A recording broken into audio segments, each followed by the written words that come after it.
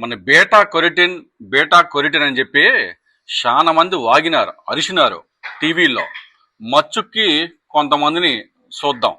Beta carotene వాసన కోసం, ఈ బెటా కెరటిన్, పామ్ కెరటిన్ ఇవన్నీ కలిపి. తర్వాత నెయ్యి లాంటి రంగు కోసం, ఎంతైనా ఒరిజినల్ నెయ్యి రంగు రాదు కానీ కొద్దిగా yellowish గా ఉండడం కోసం beta carotene. And to fill the Tirupati laddus with all kinds of dangerous chemicals, beta carotene and.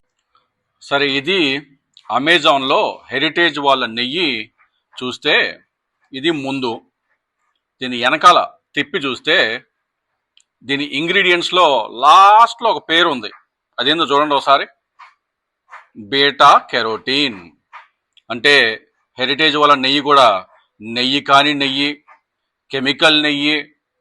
ఇదేనా?